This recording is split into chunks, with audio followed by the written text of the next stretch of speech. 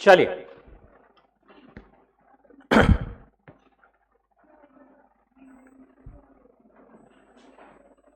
शुरू करें।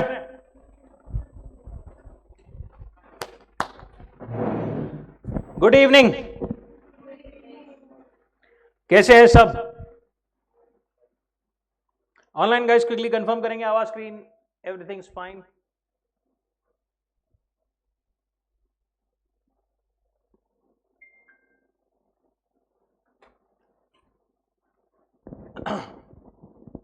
ओके, चलो बिजनेस लॉज किधर गया रे भाई, किधर गया? बिजनेस लॉज, बिजनेस लॉज में क्या पढ़ रहे थे अपन? Performance of a contract. Performance of contract में क्या पढ़ रहे थे अपन? परफॉर्मेंस ऑफ कॉन्ट्रैक्ट अपना कंप्लीट हो गया था। Now next unit, breach of contract and its remedies. ये वाला यूनिट क्या बोलता है? दो पर्सन्स ने कॉन्ट्रैक्ट किया, बाद में किसी ने तोड़ दिया, तो कैसी क्या प्रोविजंस रहेगी, एक पर्सन दूसरे से क्या क्या डैमेजेस क्लेम कर सकता है, कैसे क्या होगा, ये सब हमको ये वाले यूनिट में दिया हुआ है।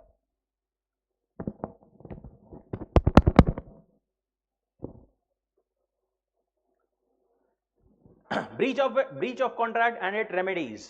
सबसे पहली चीज, ब्रीच मतलब क्या? Breach means failure of the party to perform his और हर ऑब्लिगेशन। जो पार्टीज का ऑब्लिगेशन था वो परफॉर्म करने से अगर वो फेल हो जाते हैं, डिफॉल्ट कर देते हैं, तो there is said to be what? Breach of a contract.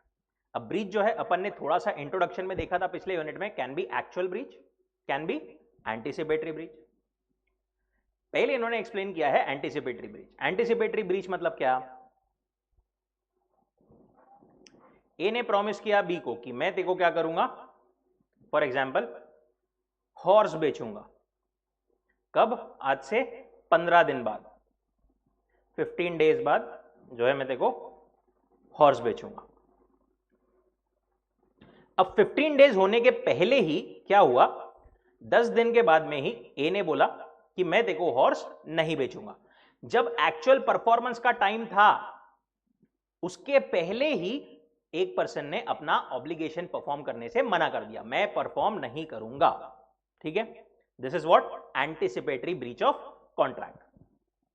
अब anticipatory breach of a contract occurring before the time fixed for the performance has arrived. अब एंटीसिपेटरी ब्रीच जो है ना वो दो टाइप्स के हो सकते हैं। पहला एक्सप्रेसली बाय वर्ड स्पोकन और रिटन, दूसरा impliedly by the conduct of one of the parties. देखो एक्सप्रेसली तो सामने वाले ने बोल दिया मैं परफॉर्म नहीं करूंगा, दूसरा वाला केस इंप्लाइडली कैसे हो सकता है? ए ने बोला था मैं तेको 15 दिन बाद, या फिर ऐसा पकड़ो 15 तारीख को बेचूंगा। उसने क्या किया? 10th को ही वो हॉर्स सी को बेच दिया। अब वो ऑब्वियसली बी के साथ में परफॉर्म नहीं कर सकता। There is implied anticipatory breach of contract. अब एंटीसिपेटरी ब्रीच एक पार्टी ने कर दिया, ऑब्वियसली बी के पास में भी ये ऑप्शन है कि वो हाथों हाथ क्या कर सकता है? कॉन्ट्रैक्ट को कैंसल मान करके सामने वाले पर केस कर सकता है डैमेजेस के लिए। ठीक है, ये एक ऑप्शन हो गया कि भाई इसने बोल दिया जब 10th को कि भाई मैं परफॉर्म नहीं करूंगा, अभी एक्चुअल परफॉर्मेंस की डेट नहीं आई बट उसने अभी बोल दिया कि मैं परफॉर्म नहीं करूंगा, बी ने उसी टाइम पर कॉन्ट्रैक्ट को कैंसिल समझ करके सामने वाले पर केस कर दिया। दूसरा ऑप्शन क्या रह सकता है उसके पास में? दूसरा ऑप्शन है, ए ने बी को प्रॉमिस किया था मैं देखो 15th को हॉर्स डिलीवर करूंगा, 10th को ए ने बोल दिया मैं नहीं करूंगा। बी के पास में दूसरा ऑप्शन है कि वो 10th से 15 तक रुके, इंतजार करे, सामने वाले का मन बदल गया, हृदय परिवर्तन हो गया, तो फिर उस केस में अपन क्या पहली बार सुना गया, तो उस केस में अपन क्या करेंगे? देखते हैं 15 तारीख तक रुकते हैं, अगर उसका मन बदल गया तो अपन जो है कॉन्ट्रैक्ट परफॉर्म कर लेंगे, नहीं तो 15 तारीख को फिर कॉन्ट्रैक्ट को कैंसिल समझ करके स्यू कर देंगे। ठीक है, दोनों भी ऑप्शन उसके पास में है। बट अगर ये दूसरा ऑप्शन उसने एक्सरसाइज किया ना तो उसके पास में एक रिस्क भी है। क्या? 10th को इसने मना कर दिया, बी ने सोचा रुकते हैं 15 तक। अब यहां पर क्या हुआ, 12th को फॉर एग्जाम्पल हॉर्स की डेथ हो गई। अब वो 15th को भी परफॉर्म हो सकता है क्या? तो 15th को ये क्या बोल देगा, कॉन्ट्रैक्ट वॉइड हो गया, परफॉर्म नहीं हो सकता, और उस केस में बी उसको जो है स्यू नहीं कर पाएगा।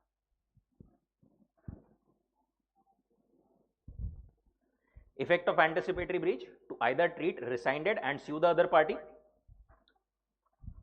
from the contract immediately without waiting until the due date. दूसरा option, treat the contract still operative, wait for the time of performance and then hold the party responsible. But in this case, other party as well as his own guilty party, if he so decides on reconsideration, may still perform and can also take advantage of any supervening impossibility.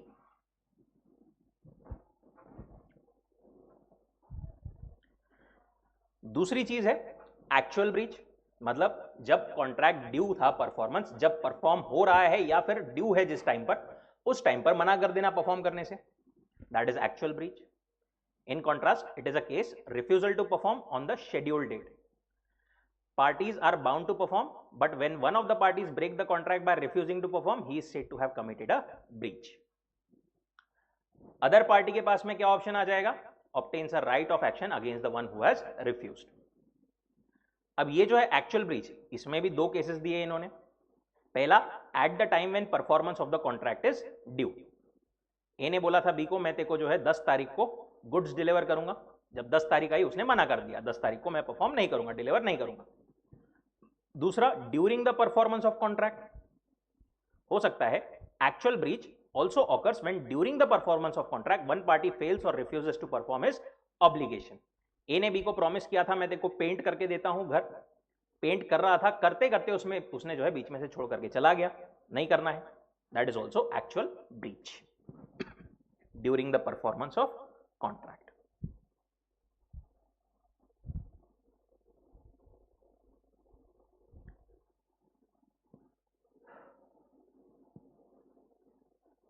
अब breach हो गया, एक party ने दूसरे के साथ में breach कर दिया, तो ऑब्वियसली दूसरे के पास में कुछ ना कुछ रेमेडीज होनी चाहिए, राइट? उसके साथ तो गलत हुआ, उसके पास में क्या क्या रेमेडीज है, suit for damages, rescission, suit for specific performance, injunction, quantum merit. ये सब चीजें अपन देखते हैं एक एक डिटेल में. किधर गया? सबसे पहला है सूट फॉर डैमेजेस. देखो, एक पार्टी जब भी ब्रीच करती है तो सामने वाले पार्टी को नहीं क्या राइट मिल जाता है कि वो सामने दूसरी पार्टी जिसने ब्रीच की है उसको स्यू कर सके फॉर डैमेजेस. अब डैमेजेस भी नहीं क्या, बहुत सारे अलग अलग टाइप के हो सकते हैं, जैसे कि नॉर्मल डैमेज या फिर जनरल ऑर्डिनरी डैमेजेस भी बोलते हैं उसको, special damages, vindictive, exemplary, nominal, damages by deterioration caused by delay and prefix damages. क्या है ये सब एक एक देखते हैं अपन. सूट फॉर डैमेजेस, सबसे पहले वो क्या बोलते हैं, compensation can be claimed for any loss or damage which naturally arise in the usual course of events. Normally तो जो नॉर्मल यूजुअल कोर्स में जो डैमेजेस होते हैं वो क्लेम किए जा सकते हैं, ठीक है. compensation can also be claimed for loss or damage which the parties knew when they entered into contract. जब वो कॉन्ट्रैक्ट में एंटर किया तब पार्टीज को पता था कि भाई अगर हम ब्रीच करेंगे तो सामने वाले को ये लॉस होगा. ये जो कॉन्ट्रैक्ट, ऐसे जो चीजें पता थी उसके लिए भी नॉर्मली डैमेजेस क्लेम किए जा सकते हैं. देखते हैं अपन एक एक. पहली बात है ऑर्डिनरी या नॉर्मल या जनरल, या अपन उसको क्या बोलते हैं, general ordinary damages. When a contract is broken, party who suffers the breach is entitled to receive from the party who has broken compensation for any loss or damage which naturally arose during usual course of things.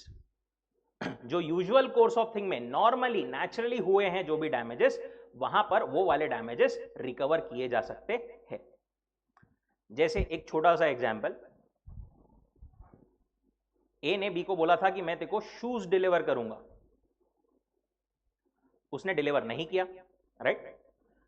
तो यहां पर normally delay के वजह से हो सकता है उसको दूसरे कहीं जगह से महंगे शूज खरीदने पड़े या फिर उसका और कोई छोटा मोटा लॉस हुआ होगा, वो नॉर्मल जो यूजुअल कोर्स में होता है वो क्लेम कर सकता है। अब यूजुअल कोर्स में क्या होगा वो थोड़ा बहुत केस टू केस डिपेंड करेगा। बट अगर बी बोले कि तूने मेरे को शूज नहीं बेचा इसलिए मैं प्रैक्टिस नहीं कर पाया इसलिए मेरा ओलंपिक के लिए सिलेक्शन नहीं हुआ, मेरा गोल्ड मेडल मिस हो गया, अब मेरे को गोल्ड मेडल भर के दे, ऐसा this is called remote damages. ऐसा वो कुछ भी क्लेम नहीं कर सकता। Such compensation is not to be given for any remote or indirect loss or damage sustained by the breach.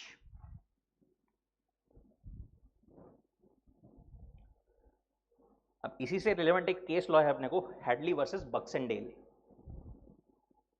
देखो क्या हुआ था इसमें, एक था मिस्टर ए,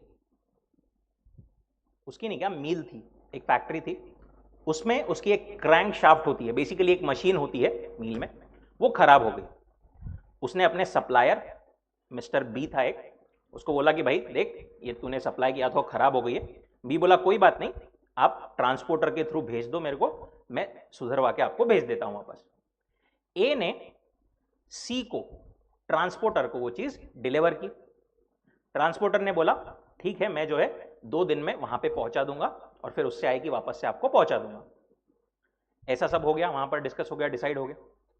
अब क्या हुआ, सी ने अपने पास में वो क्रैंक ले लिया, क्रैंक शाफ्ट जो है वो ले लिया, बॉक्स में रख दिया और भूल गया, उसने डिलीवर किया ही नहीं बी को। यहां पर इसके वजह से 7 डेज का डिले हो गया, जिसके वजह से ए की जो मिल थी ना वो 7 डेज बंद रह गई, काम ही नहीं हो पाया। अब ए सी को क्या बोला कि तू मेरे को जो डीले के वजह से लॉस हुआ है, जो नॉर्मली ऐसा कॉन्ट्रैक्ट में मतलब ट्रांसपोर्टर वगैरह बोलते हैं डीले के वजह से इतना लॉस वगैरह लिख के देते हैं, जो नॉर्मल डिले हुआ है, नॉर्मल लॉस है वो तो दे, प्लस 7 डेज के मेरे लॉस ऑफ प्रॉफिट्स भी भर के दे। जो 7 दिन बंद रखी थी मेरी मील, जो तेरे कारण बंद रही, अब वो लॉस ऑफ प्रॉफिट्स भी दे। सी बोला वो तो नहीं दूंगा मैं।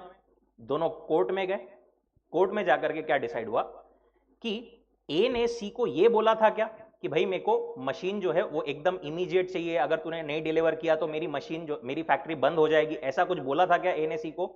नहीं, क्योंकि यहां पर ये कम्युनिकेशन नहीं था तो वो लॉस ऑफ प्रॉफिट्स की डिमांड नहीं कर सकता, because it is not in the ordinary course of business.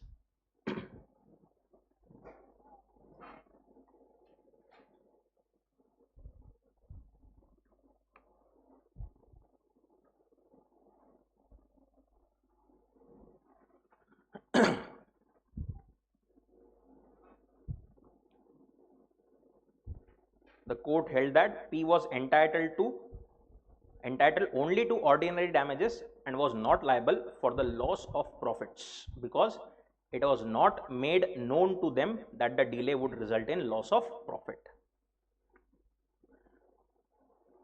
एक और एग्जाम्पल इन्होंने दिया है, ए ने बोला था बी को कि मैं देखो 5,000 रुपए पर बैग से राइस डिलीवर करूंगा, बाद में मना कर दिया उसने, जिस दिन एक्चुअल ड्यू था उस दिन प्राइस 5,500 हो गई पर बैग, अब उसको दूसरी जगह से 500 रुपए महंगा खरीदना पड़ा, तो ये नॉर्मल कोर्स में है, वो 500 रुपए वो सामने वाले से रिकवर कर सकता है।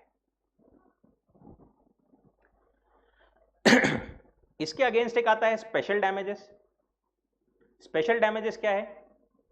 Where a party receives a notice of special circumstances, he will be liable not only to damages arising naturally but also for special damages. अगर आपने सामने वाले को नोटिस दी थी कि अगर तुमने ब्रीच किया तो मेरे को ये वाले लॉस भी होने वाले हैं, उस केस में फिर ब्रीच पर आप ये वाले डैमेजेस भी क्लेम कर सकते हो। जैसे अपने ही एग्जाम्पल में यहां पर ए ने सी को डिलीवर किया था और इस बार डिलीवर करते टाइम पर स्पेसिफिकली बोला था कि भाई देख मेरी मील बंद है, तू जल्दी से डिलीवर इसको कर दे। उसके बाद में सी ने डिलीवरी में लेट कर दिया तो फिर वो लॉस ऑफ प्रॉफिट्स भी क्लेम कर सकता है, ठीक है, क्योंकि यहां पर कम्युनिकेशन हुआ था। तूने अगर ब्रीच किया तो फिर मेरे को लॉस होगा, मेरी मील बंद रहेगी, ऐसा नोटिस पहले अगर दी थी तो special damages can be claimed. अच्छा, इसमें एक और चीज बताओ, ए ने सी को डिलीवर किया और सी को बोला था कि भाई मेरी मील बंद है, अगर तू डिलीवर नहीं किया जल्दी से तो मेरी मील बंद रहेगी, जल्दी से कर दे। अब सी ने उसमें लेट कर दिया 7 दिन। इस बीच में क्या हुआ, ए के पास में एक गवर्नमेंट का कॉन्ट्रैक्ट भी आया था स्पेशल। उसमें स्पेशल जो नॉर्मली होता है ना प्रॉफिट, उससे 2x प्रॉफिट उसमें होने वाला था। अब ए जो है सी से क्या क्या रिकवर कर सकता है। एक केस है नॉर्मल जो लॉस हुआ है वो, दूसरा लॉस ऑफ नॉर्मल प्रॉफिट्स, तीसरा जो गवर्नमेंट कॉन्ट्रैक्ट का स्पेशल प्रॉफिट था वो। इन तीनों में से क्या क्या रिकवर कर सकता है बताओ।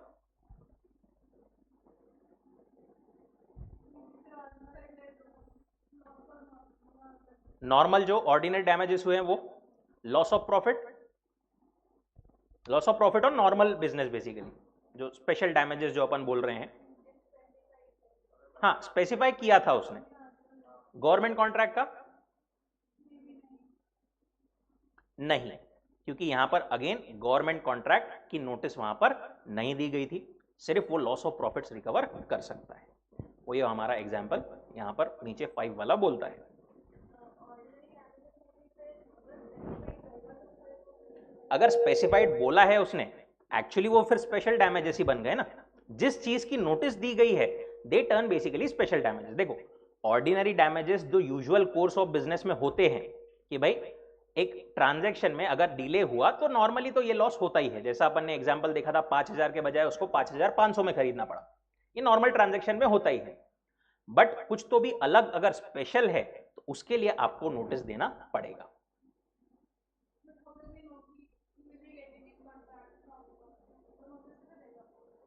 मतलब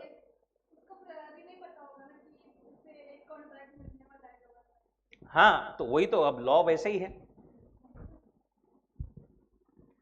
He cannot recover the loss sustained due to the loss of government contract, as A's contract with the government was not brought to the notice of B.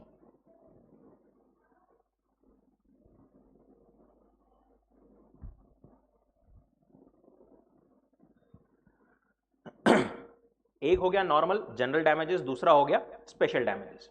Simply उसको समराइज करें, नॉर्मल जो normal course of business में होता है, special damages can be recovered only if notice is given. तीसरा होता है vindictive और एग्जेम्पलरी डैमेजेस। विंडिक्टिव मतलब क्या, बेसिकली किसी की भावनाओं को ठेस पहुंचाते हैं, अगर कोई किसी की फीलिंग्स को हर्ट करता है, उस केस में vindictive damages can be claimed. जैसे for breach of promise to marry because it causes to injury to his और हर फीलिंग्स। ए ने बी को प्रॉमिस किया था कि I will marry you, but बाद में उसने मना कर दिया। उस केस में B can claim vindictive damages because A, हाँ काय में बेसिकली मैरिज के कॉन्ट्रैक्ट में generally it is created when there is promise ना, उसमें इट इज क्रिएटेड। तो बी कैन क्लेम कौन से vindictive damages because of his और her feeling are hurt.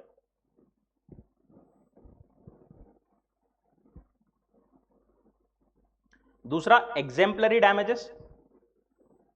Exemplary damages मतलब क्या, देखो exemplary damages basically it is for loss of goodwill. आपने किसी की मतलब इज्जत को कुछ तो भी ये किया है, किसी की गुडविल को ये पहुंचाया है, नुकसान पहुंचाया है, उस केस में generally exemplary damages are claimed. उसमें भी स्पेसिफिक अपने को दिया है for wrongful dishonour by a bankers of his customers cheque. A ने बी को चेक इशू किया था, बी ने चेक लगाया बैंक में, नॉर्मली डिसऑनर नहीं होना चाहिए था, ए का बरोबर सब अकाउंट में पैसे वैसे थे, बट बैंक ने गलती से कर दिया उसका चेक डिसऑनर। अब चेक डिसऑनर होना नहीं, क्या एक बिजनेस के लिए बहुत बड़ी चीज होती है, मतलब उसकी पूरी इज्जत, ऐसा मतलब मार्केट में हो जाता कि उसका चेक डिसऑनर हो गया, उसका चेक बाउंस हो गया, ठीक है। तो यहां पर उसकी रेप्यूटेशन को, उसकी क्रेडिट को बेसिकली बहुत ज्यादा नुकसान होता है।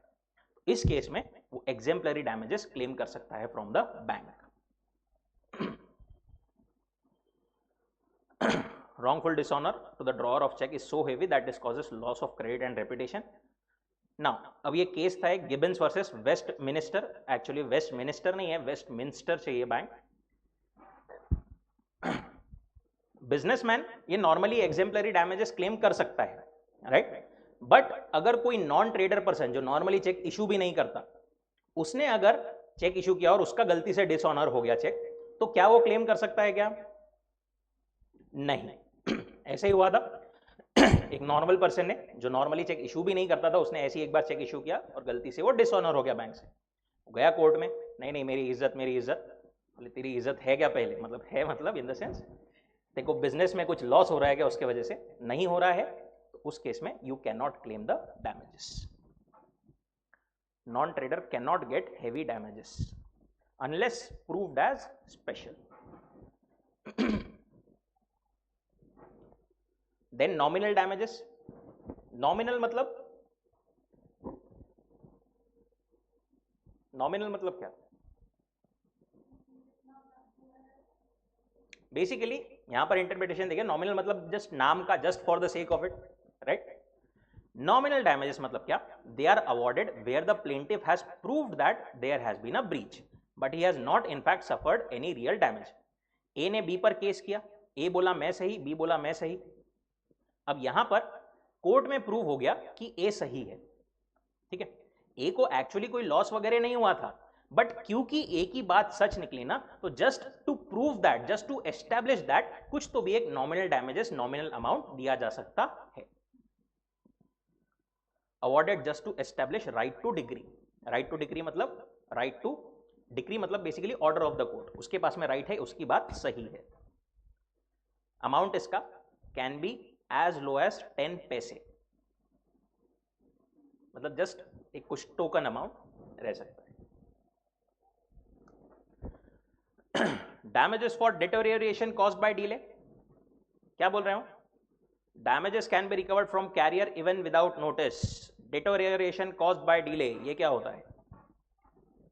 ए ने ट्रांसपोर्टर को बोला कि भाई फॉर एग्जांपल ये एप्पल्स है, ये तू क्या कर दे, डिलीवर कर दे, एक जगह पर जाकर के डिलीवर कर दे।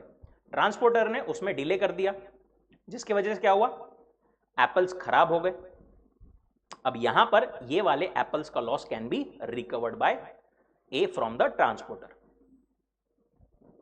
Even without notice.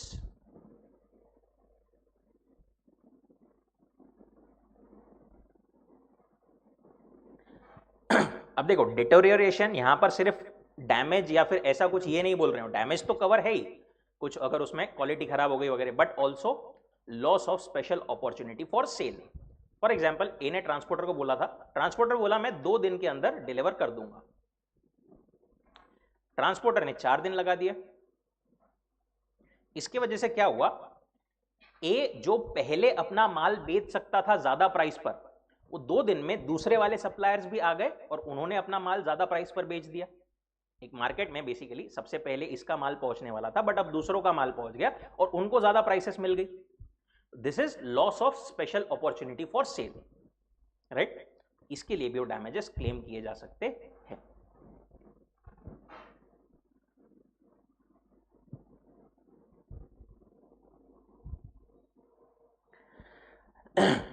Last is pre fixed damages. देखो कभी कभी नहीं, क्या पार्टीज कॉन्ट्रैक्ट बनाते टाइम पर कॉन्ट्रैक्ट में लिख देती है कि अगर कोई ने भी ब्रीच किया तो for example 1 lakh amount would be payable by the breach करने वाले party to the other, right. अब ये जो है ना, ये amount it can be either liquidated damages or it can be penalty. 2 type के प्री फिक्स्ड डैमेजेस होते हैं, लिक्विडेटेड डैमेजेस एंड पेनल्टी, ठीक है। अगर सम जो है, जो अमाउंट मेंशन्ड है, वो एक जेन्युइन एस्टीमेट है कि भाई अगर एक पार्टी ने ब्रीच किया तो दूसरे वाले को इतना नुकसान होगा, जेन्युइन एक एस्टीमेट करके उन्होंने अमाउंट लिखा है, तो it is generally called liquidated damages. But अगर आपने आर्बिट्ररीली कोई तो भी ऐसा एक्स्ट्रा अमाउंट लिख दिया, कॉन्ट्रैक्ट की वैल्यू ही है 10,000 और उसमें आपने अमाउंट लिख दिया 1 लाख के डैमेजेस, एक पार्टी देगा दूसरे को, it is termed as penalty.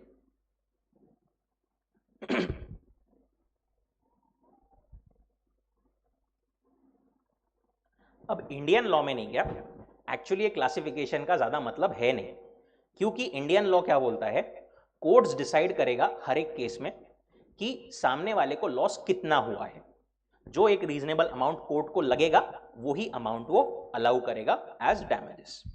ठीक है, उसमें भी फॉर एग्जाम्पल कॉन्ट्रैक्ट में लिखा हुआ है अमाउंट 1 लाख, कोर्ट को लगता है कि एक्चुअल रीजनेबल डैमेजेस हुए 1.5 लाख, तो कोर्ट कितना अलाउ करेगा फिर 1 लाख ही अलाउ करेगा, क्योंकि कॉन्ट्रैक्ट में आपने लिखा है, कॉन्ट्रैक्ट में 2 लाख लिखा है, कोर्ट को लगता है 1.5 लाख, तो 1.5 लाख अलाउ करेगा।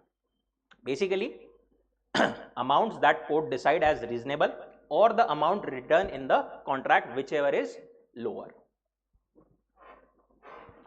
अब इसी को थोड़ा उन्होंने नीचे वाले इसमें एक्सप्लेन किया है पेनल्टी एंड लिक्विडेटेड डैमेजेस में।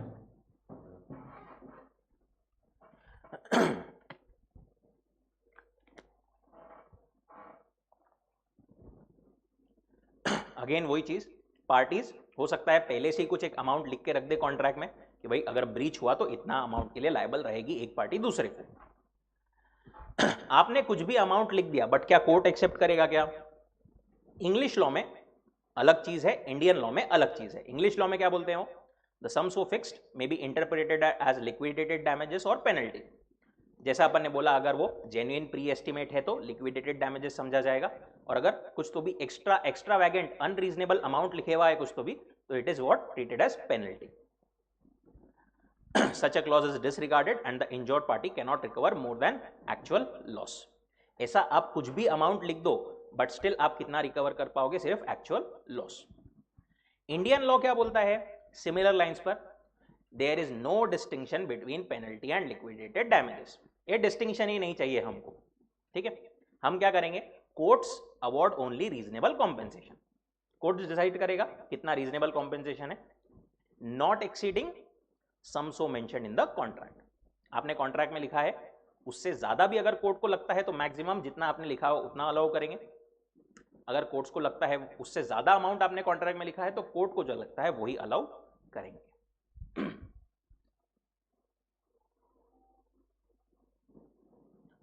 वहां पर पूरे पैराग्राफ के साइड में आप लिख सकते हो जो अपन ने बोला, reasonable amount decided by the court or mentioned amount in the contract whichever is lower.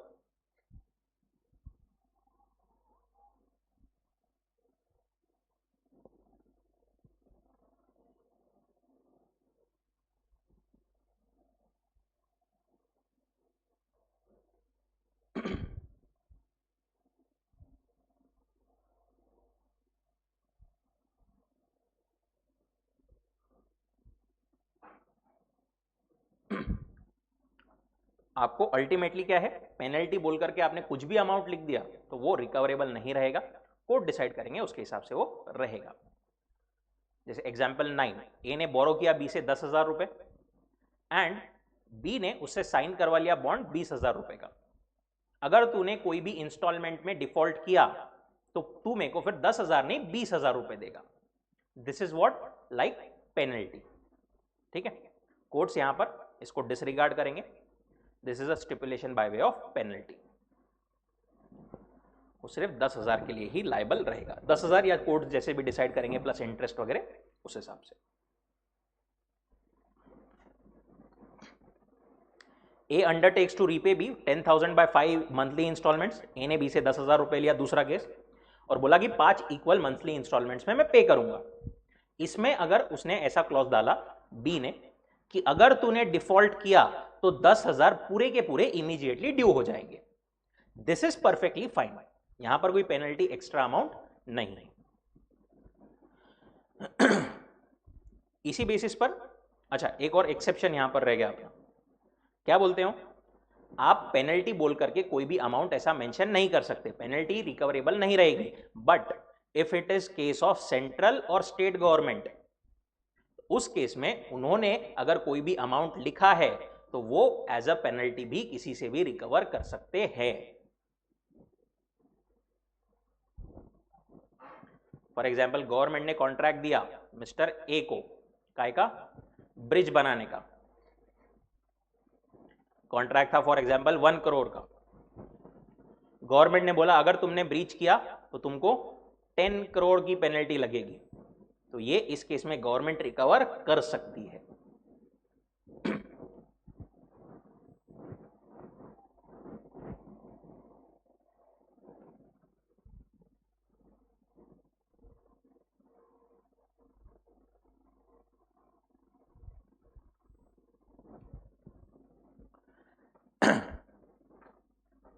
Then distinction between liquidated damages and penalty, again जो अपन ने सब डिस्कस किया वही पॉइंट्स उन्होंने लिखे हैं कि अगर सम पेएबल जो है, if it is mentioned that is so large in excess of probable damage, आपने जबरदस्ती कोई तो भी एक्स्ट्रा अमाउंट लिख करके रखा है तो it will be considered penalty.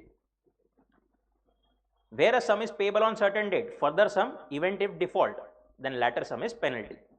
ए ने बी को बोला था कि मैं तेको 10,000 रुपए दूंगा. बी ने बोला ठीक है 10,000 रुपए तू मेरे को देगा ये तारीख तक, अगर तूने नहीं दिया तो फर्दर और 10,000 रुपए तू मुझे देगा. ये जो फर्दर एक्स्ट्रा 10,000 है, this is what penalty, because mere delay in payment is unlikely to cause damage. Parties ने क्या लिखा है is not final, expression used by them is not final. Court must find out whether it is penalty or liquidated damages. अगर amount extravagant exorbitant है तो court उसको penalty treat करेगा, otherwise liquidated damages. Essence of penalty is payment of money as टेरोरेम. Payment of money as टेरोरेम मतलब सिर्फ सामने वाले को डरा करके रखने के लिए, फोर्स करने के लिए कि भाई कॉन्ट्रैक्ट परफॉर्म कर, नहीं किया तो इतना बड़ा अमाउंट पे करना पड़ेगा. अगर ऐसा कोई अमाउंट है तो that is penalty, otherwise it is, अगर जेन्युइन प्री एस्टिमेट है तो लिक्विडेटेड डैमेजेस. इतना सब कुछ 2 पेज की रामायण दे दी. आखिरी में क्या बोलते हैं, English law makes a distinction between liquidated damages and penalty. No such distinction is followed in India. Courts in India must ascertain actual loss and the courts have not to bother about distinction but to award reasonable compensation not exceeding sum so fixed. Question भी आता है इस पर, अभी 1-2 attempt पहले आया था. वैसे देखा जाए तो इसका डिफरेंस रिलेवेंट नहीं होना चाहिए, बट एक बार आया था.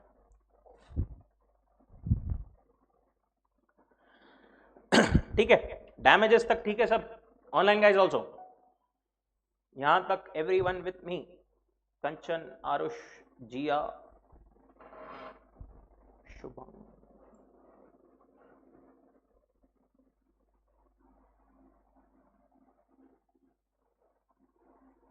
ओके, अब देखो ये पहली चीज हो गई, डैमेजेस अपन क्लेम कर सकते थे. उसके अलावा और भी रेमेडीज थी. वो क्या क्या है, पहला है रेसिशन ऑफ कॉन्ट्रैक्ट. रेसिशन मतलब cancellation. When a contract is broken by one party, other party can treat it rescinded obviously, and उसके सारे obligations खत्म हो जाएंगे. ए ने प्रॉमिस किया था बी को कि मैं तेको 50 बैग्स डिलीवर करूंगा. ए ने डिलीवर नहीं किया, ऑब्वियसली बी भी पेमेंट करने के लिए अब लायबल नहीं है. He can treat contract as rescinded. Quantum meruit, again important point, mark कर लो उसको.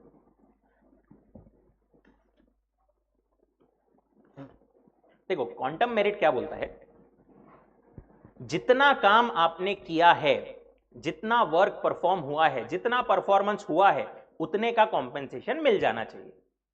ठीक है, जितना क्वांटम कंप्लीट हुआ है, जितना परफॉर्मेंस हुआ है, उतने का सामने वाले को परफॉर्मेंस का बेनिफिट, जो भी कॉम्पेंसेशन है, रेम्यूनरेशन है, वो मिल जाना चाहिए. Where one person rendered service to another, understanding between them that some amount is to be paid for although no particular remuneration has been fixed, the law will infer a promise to pay. A और B के बीच में contract हुआ. A ने बोला मैं कोई service render करूंगा, but exact amount कितना है B जो पे करेगा वो डिसाइड नहीं हुआ. अब बीच में ही फॉर एग्जांपल वो कॉन्ट्रैक्ट थोड़ा सा परफॉर्म करके कैंसिल हो गया. अमाउंट डिसाइड नहीं हुआ था भले, बट स्टिल जितना काम किया है A ने उतने का पेमेंट B ने करना पड़ेगा. अब यहां पर ये क्या बोलते हैं, quantum merit, that is as much as the party doing the service has deserved.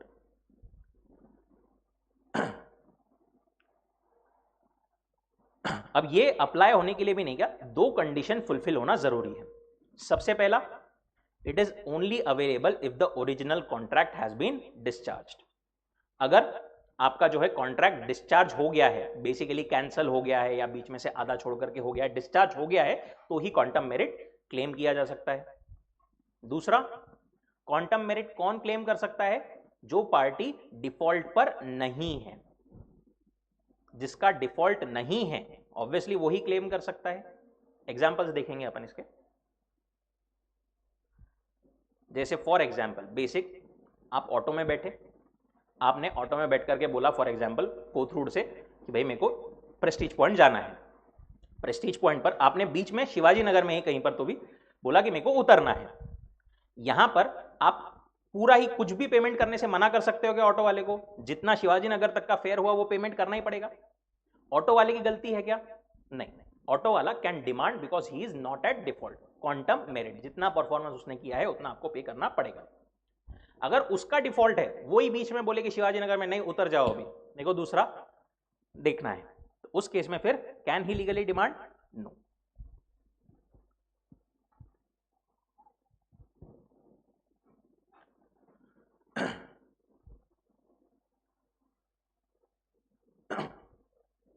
Damages और क्वांटम मेरिट, इसमें क्या डिफरेंस है? फिर डैमेजेस नहीं, क्या they are compensatory in nature, कि भाई हमको जो लॉस हुआ है बिकॉज ऑफ द ब्रीच वो पेमेंट कर दे। Quantum merit is restitutory in nature, मतलब जो काम किया है उतना का पैसा मिल जाना चाहिए। दैट इज जो पार्टी जैसी जैसी स्टेट में थी पहले वैसे नॉर्मल उसी स्टेट में वापस आ जाना चाहिए। देखो कैसे कैसे एग्जांपल देते बच्चों को। Where a person orders 12 bottles of whisky but also receives 2 bottles of brandy, purchaser accepts them. 12 bottle whisky की ऑर्डर किया था बट साथ में 2 बॉटल गलती से ब्रांडी की भी आ गई, उसने एक्सेप्ट कर लिया, उसने एक्स्ट्रा 2 बॉटल्स के लिए भी पे करना पड़ेगा।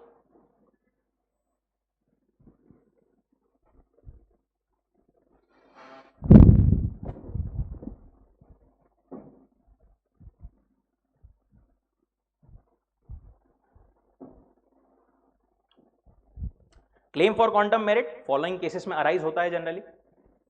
पहला, when an agreement is discovered to be void और व्हेन कॉन्ट्रैक्ट बिकम्स वॉइड। जैसे इसका अपन ने एग्जांपल देखा था वो 7 मंथ का रेंट वाला लास्ट लेक्चर में। फॉर एग्जांपल, ए ने बी के साथ में कॉन्ट्रैक्ट किया कि मैं 12 मंथ्स के लिए तेरा गोडाउन रेंट पर लेता हूं, ठीक है, पूरा की पूरा मैं तेरे को रेंट क्या करूंगा, इस एग्जांपल में ऐसा पकड़ो कि आखिरी में पे करूंगा। अब 7 मंथ्स तक उसने यूज किया, 7 मंथ्स के बाद में क्या हुआ, वहां पर गोडाउन में फायर लग गई, now it can not be used. B लेकिन यहां पर 7 मंथ्स का रेंट जो है वो डिमांड कर सकता है, राइट? भले ही अग्रीमेंट वॉइड हो गया बट जितना परफॉर्म हो गया उतने के लिए he can demand that amount. वो वाले एग्जांपल में ऐसा था कि उसने ऑलरेडी पहले ही पेमेंट कर दिया था 12 महीने का, तो बचे हुए 5 महीने का रिकवर कर सकता था। यहां पर अपन ने एग्जांपल में ऐसा पकड़ा कि वो बाद में पेमेंट करने वाला था, अभी कुछ नहीं किया, उसको जितना यूज किया उतना तो पेमेंट करना पड़ेगा ना।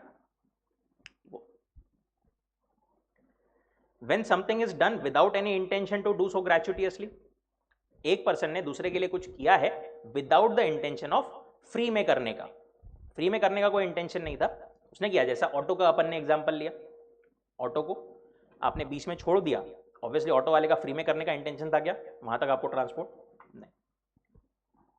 Where there is an express or implied contract to render service but there is no agreement as to remuneration. Service render करने का कॉन्ट्रैक्ट है बट रेम्यूनरेशन या अमाउंट डिसाइड नहीं हुआ। जैसे सर्विसिंग, आप गाड़ी की अपनी सर्विसिंग पे देते हो, आपने दिया किसी रोड साइड में सर्विस करने के लिए, उसने पूरी गाड़ी को वगैरह खोल लिया, कितना पैसा लगेगा आपने पूछा तो बोले एक बार अंदर से देखना पड़ेगा। उसने देख करके सब करके बताया कि इसमें लंबा खर्चा आएगा 10-15 हज़ार का, आपने बोला जान दो वापस जोड़ दो। अब इस केस में जो उसने काम किया खोलने का, देखने का, वापस जोड़ने का, उसके लिए उसको पेमेंट करना पड़ेगा।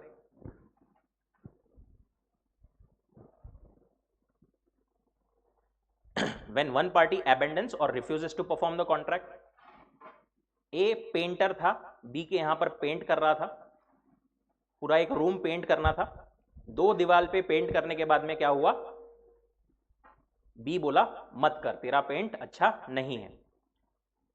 इस केस में 2 वॉल्स पे पेंट होने के बाद में ए जो है 2 वॉल्स की पेंटिंग के लिए डिमांड कर सकता है।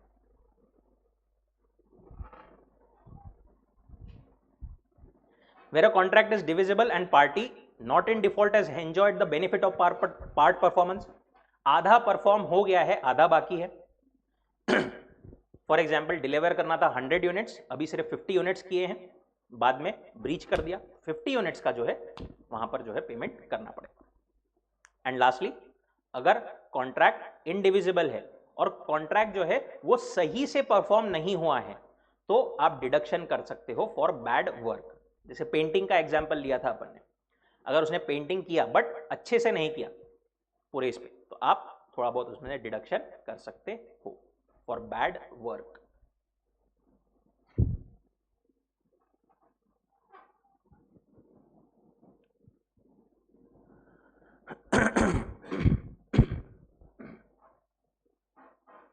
तीसरा है सूट फॉर स्पेसिफिक परफॉर्मेंस।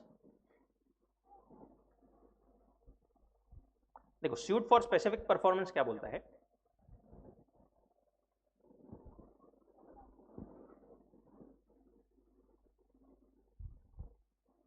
ए ने बी को प्रॉमिस किया था कि मैं तेरी सर्जरी करके दूंगा, बाद में उसने मना कर दिया। अब यहां पर बी डैमेजेस क्लेम करके क्या करेगा, कुछ नहीं, उसको तो मतलब डैमेजेस क्लेम करके कोई फायदा नहीं है ना, उसको तो मतलब सर्जरी कराना था, वो तो हो नहीं सकती।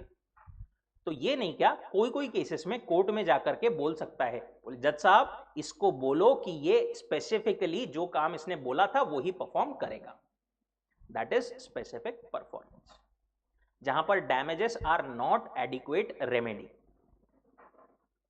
कोर्ट अगर उसको लगता है कोर्ट को, तो award suit for specific performance.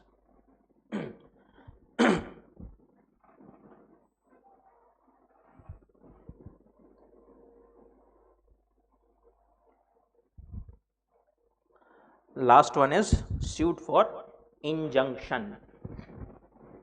Injunction मतलब क्या, इंजंक्शन मतलब किसी पार्टी को कोई काम करने से रोकना। फॉर एग्जाम्पल मिस्टर देवगन, इन्होंने प्रॉमिस किया था, कौन सा डायरेक्टर है, अच्छा आरजीवी, राम गोपाल वर्मा जी को उन्होंने प्रॉमिस किया कि मैं 2 महीने के लिए सिर्फ और सिर्फ आपके साथ में काम करूंगा, 2 महीने के लिए सिर्फ और सिर्फ आपके साथ में काम करूंगा। बट 15 दिन के बाद में देवगन जी जो है वो करण जौहर जी के साथ में भी काम करने लग गए, राइट। एक और कोई प्रोड्यूसर थे वांगा, उनके साथ में भी प्रोड्यूसर करके मतलब काम करने लग गए। अब यहां पर आरजीवी क्या कर सकते हैं, कोर्ट में जा सकते हैं, कोर्ट में जाकर के बोल सकते हैं, बोले जज साहब देवगन जी को बोलो कि वो ये काम नहीं करेंगे, उनको रोको ये काम करने से। कोर्ट एक ऑर्डर ऑफ इंजंक्शन दे देगा कि भाई देवगन जी ये इनके साथ में काम मत करो।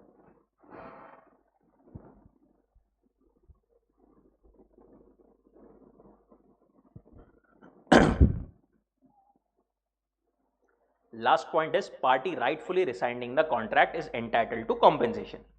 देखो एग्जाम्पल 16 के थ्रू ही देखते हैं अपन। ए ने बी को प्रॉमिस किया कि मैं नहीं क्या तेरे थिएटर में एवरी वीकेंड परफॉर्म करूंगा, ठीक है, फॉर 2 मंथ्स। अब उसने फर्स्ट वीकेंड पे आया, सेकेंड वीकेंड से आना बंद कर दिया, राइट। अब यहां पर जो है बी के पास में राइट है कि वो कैंसिल करवा सकता है कॉन्ट्रैक्ट, रिसाइन कर सकता है, बरोबर, उसके पास में राइटफुली हक है। उसने अगर कॉन्ट्रैक्ट कैंसिल करवा दिया तो he is entitled to compensation. Basic चीज वो उन्होंने बस लिखी है कि अगर आपके पास में राइटफुली आपने कॉन्ट्रैक्ट, आपके पास में कैंसिल करने का अधिकार था और आपने कैंसिल कर दिया, तो आप सामने वाले से कॉम्पेंसेशन क्लेम कर सकते हो।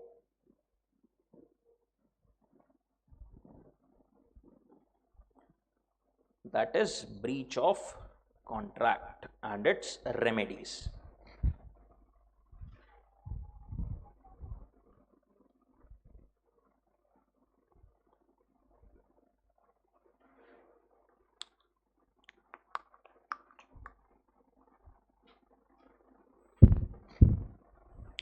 चलिए बुक निकालिए,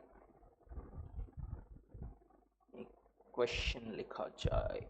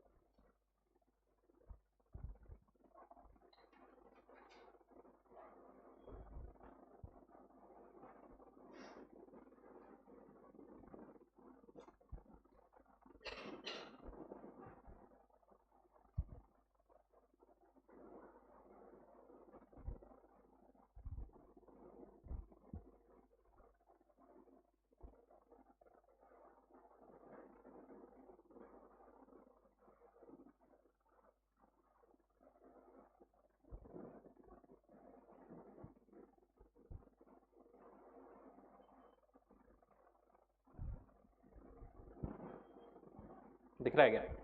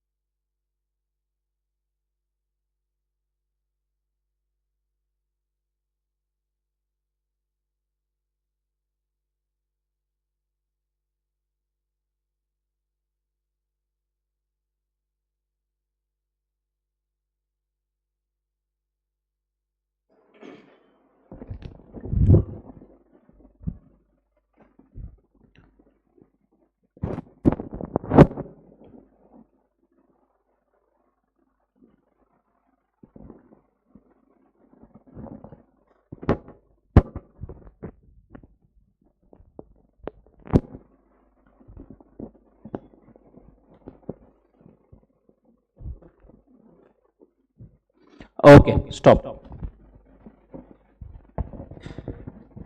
हुआ क्या ऑनलाइन गाइस?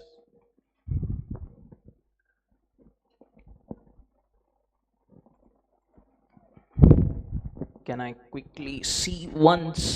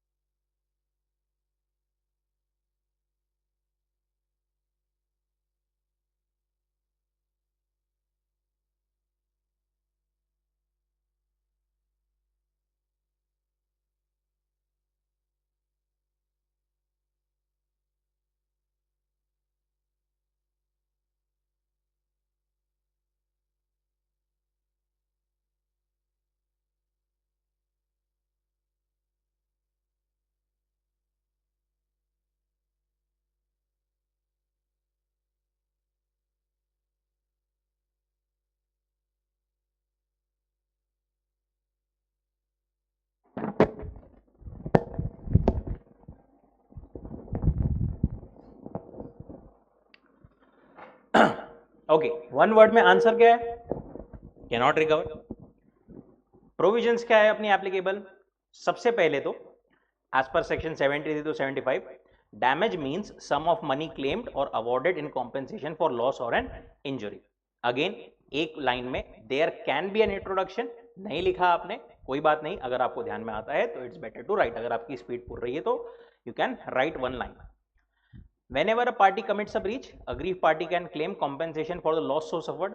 ये चीज ऑलमोस्ट कवर्ड है सब केस में। General damages are those which arise naturally in the usual course of things. Therefore, when a breach is committed by a party, defendant shall be liable for all such losses that naturally arise in the usual course of business. एक ही provision को उन्होंने दो line में detail में explain किया है। देखो यहां पर दो तीन कॉन्सेप्ट्स इन्वॉल्व है, स्पेशल डैमेजेस, नॉर्मल डैमेजेस, तो ये दोनों चीजें आपको एक्सप्लेन करनी है। Such damages are called ordinary damages. However यहां तक उन्होंने ऑर्डिनरी डैमेजेस के बारे में पहले बता दिया। उसके बाद में दूसरी चीज क्या इन्वॉल्व है क्वेश्चन में? Special damages which arise in unusual circumstances affecting aggrieve party and are recoverable only when special circumstances were brought to the knowledge. If no special notice given, aggrieved party can only claim ordinary damages. In the given case, ye facts, Seema was to earn exceptional profit. However, she never informed about the railway authorities. Since the goods were delivered after the conclusion of exhibition, Seema can recover only the losses arising in the ordinary course of business. No special notice about the special circumstances. She could not recover loss of profits. यहां पर जो आपने point बोला था कि normal profits वगैरह, अब देखो ये थोड़ा बहुत सर्कमस्टांसेस पर डिपेंड करता है, बट अपने को क्वेश्चन में कुछ दिया है कि नॉर्मल प्रॉफिट एबनॉर्मल कुछ तो भी, तो उसको बेटर है नहीं मेंशन करने का। ठीक है, special profits basically loss of profit जो एक अपने को डेटा दिया है वो नहीं रिकवर कर सकता, that is answer. Again try to underline important points. Okay, provisions, facts, conclusion. Try कीजिए प्रोविजन के बाद में वो लाइन छोड़ दीजिए, एक लाइन छोड़ करके भी आपने फैक्ट्स लिखा तो it would be a better presentation, but at least वो लाइन तो भी कंप्लीटली पूरी छोड़ दीजिए, ठीक है। उसके बाद में नेक्स्ट, उसके बाद में नेक्स्ट। प्रेजेंटेशन आप अपने हिसाब से कैसा भी कर सकते हैं, आपको पैराग्राफ में लिखना है पैराग्राफ में लिखिए, आपको बुलेट पॉइंट्स बना करके लिखना है वो भी कंप्लीटली चलेगा, ठीक है।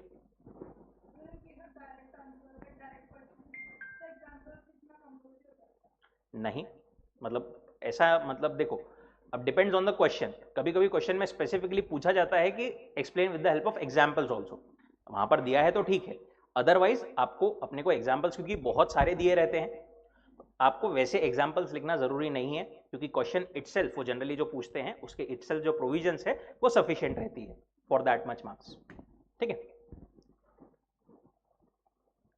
ना।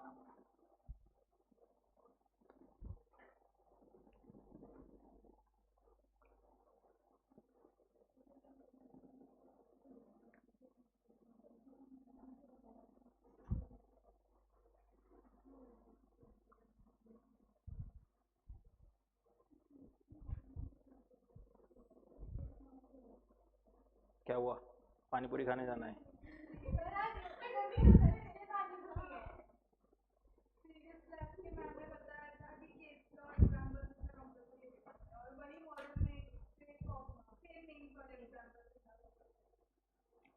मतलब मैं समझा नहीं क्या?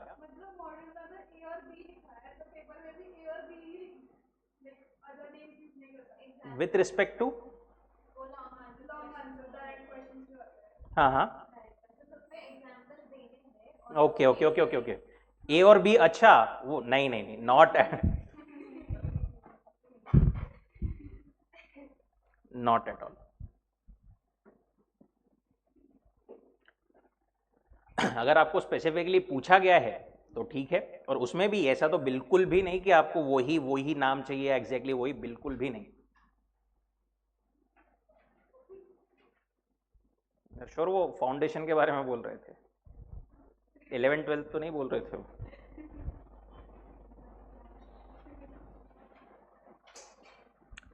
Next, unit number 6, contingent and quasi contracts.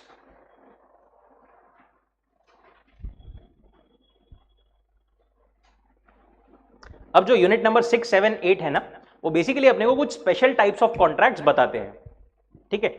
कुछ contract of indemnity, guarantee, contingent contract, quasi contract, bailment, pledge, ये सब क्या है उसके बारे में सब कुछ कवर्ड है। सबसे पहला है कॉन्टिंजेंट एंड कॉजी कॉन्ट्रैक्ट। पहले उन्होंने कॉजी कॉन्ट्रैक्ट के बारे में बताया कि in quasi contract there is no offer, no acceptance, no consensus, कोई एक्चुअली कॉन्ट्रैक्ट ही नहीं बनता, बट लॉ अपने आप से वो कॉन्ट्रैक्ट बनवा देता है दो पार्टीज के बीच में। अगर अपन बात करें कॉन्टिंजेंट कॉन्ट्रैक्ट की, अब देखो कॉन्ट्रैक्ट कैन बी एब्सोल्यूट और कॉन्टिंजेंट। एब्सोल्यूट मतलब दोनों पार्टीज ने कुछ तो भी परफॉर्म करना है डेफिनेट, कि भाई इस टाइम पर इसने ये करना है, दूसरे वाले ने पैसे देना है या उसने और कुछ परफॉर्म करना है, and that is done without any condition. But contingent contract क्या होता है? अ कॉन्ट्रैक्ट टू डू और not to do something if some event collateral does और डज नॉट हैपन। एक कॉन्ट्रैक्ट जिसमें एक पार्टी दूसरे को प्रॉमिस करती है कुछ करने या ना करने का, if some certain event, uncertain event, collateral uncertain event happens और डज नॉट हैपन, कुछ होने या ना होने पर आई विल परफॉर्म और नॉट परफॉर्म, ऐसा कुछ तो भी वहां पर कॉन्ट्रैक्ट होता है। This is a contingent contract. Example बोले अपन तो इंश्योरेंस, इंश्योरेंस कंपनी प्रॉमिस करती है फॉर एग्जाम्पल मिस्टर ए को, अगर आपके गोडाउन में फायर लगी तो आई विल कंपेंसेट यू, मैं आपको नुकसान भरपाई करके दे दूंगी, राइट। अगर फायर लगी, this is what, uncertain event, this uncertain event is called collateral event, ठीक है, contingent contract.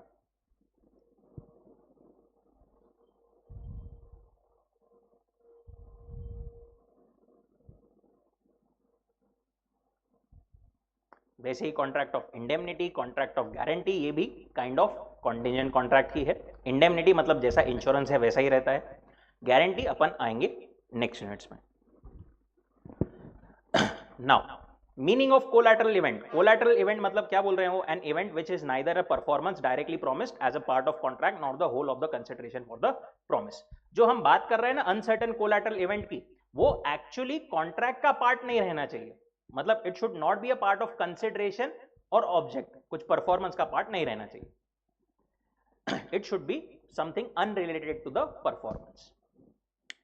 Now essentials of a contingent contract, एक कॉन्ट्रैक्ट को अपन कॉन्टिंजेंट है ये कब बोल सकते हैं, सबसे पहली चीज the performance would depend upon happening or non happening of some event or condition. The condition may be precedent or subsequent, कुछ होने या ना होने पर डिपेंडेंट है, ये हुआ तो करेंगे, नहीं हुआ ये तो आई विल परफॉर्म, ऐसा कुछ भी कॉन्ट्रैक्ट रह सकता है। अब जो कंडीशन है वो हो सकता है पहले हो जाए, हो सकता है सब्सिक्वेंट कंडीशन हो, मतलब ए ने बी को पैसे दे दिया है और वो बोलता है if this thing happen I will recover back, ऐसी बाद में भी कंडीशन हो सकती है।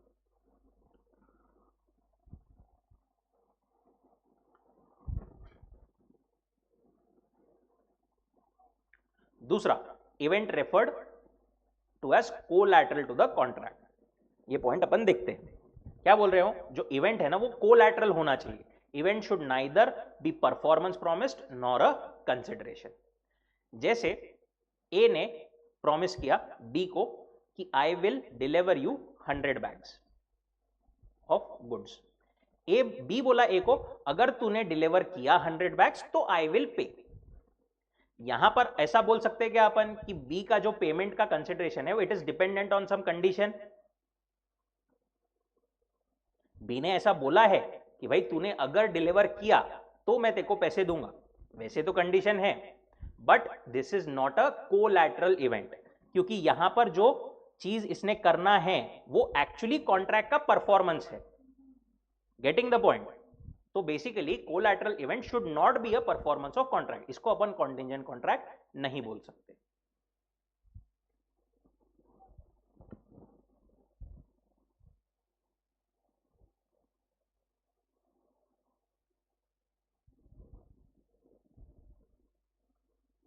वैसे ही ए ने प्रॉमिस किया बी को I will pay you 1 lakh rupees if she marries you, this is again not a contingent contract, क्योंकि यहां पर अगेन ये performance is itself the uncertain event.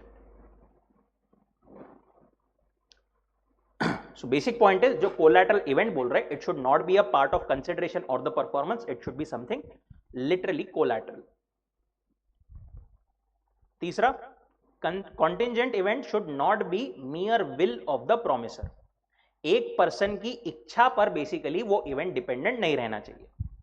ए ने बी को बोला अगर मैं 2 तारीख को मुंबई गया तो आई विल पे यू 10,000 रुपीज। अब मुंबई जाना नहीं जाना ये तो ए के ऊपर ही है, उसकी इच्छा पर डिपेंडेंट है, right? This is not a contingent contract.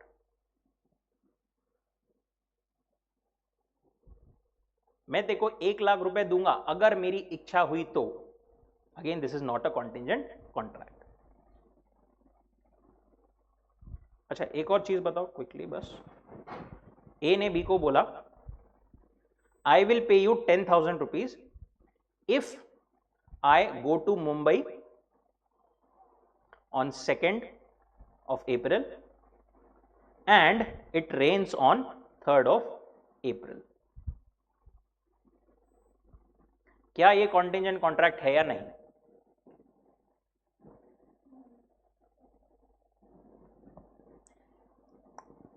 Prima facie अपने को लगता है नहीं है, बट एक्चुअली यहां पर 2 कंडीशन है, एक उसकी इच्छा पर डिपेंडेंट है, बट रेन ये होना उसकी इच्छा पर है क्या? नहीं, उसने क्या बोला है ये दोनों भी एंड ये दोनों भी चीजें हुई तो आई विल पे यू। इसमें यहां पर रेन होना ये उसकी हाथ में नहीं है, उसकी विल नहीं है, this would be contingent contract. कोई एग्जांपल नंबर 7 बोलता है going to Mumbai is an event no doubt within A's will, but raining is not merely his will. And lastly, event must be uncertain. Event जो है होना तय नहीं रहना चाहिए, ऐसा नहीं है कि सर्टन इवेंट है। ए ने बी को बोला अगर कल सूरज उगा तो मैं तेको 10,000 रुपए दूंगा, this is not a contingent contract. अगर बाउंड है, इवेंट होना ही है, तो उस केस में it can not be called contingent contract. Event must be uncertain. जैसे यहां पर एग्जाम्पल एक दिया है, ए ने बी को बोला कि मैं तेको लैंड बेच दूंगा अगर मेरे को परमिशन मिली तो। अगर मेरे को परमिशन मिली, ये परमिशन जो है ना उस केस में स्पेसिफिकली ऐसा था कि परमिशन जस्ट एक फॉर्मेलिटी थी, नॉर्मली सबको ही मिल जाती है, मिलना तय था। This was not a contingent contract. ठीक है, यहां तक कोई डाउट, कोई दिक्कत? चलिए रुकते हैं यहां पर, continue the next lecture. Thank you so much.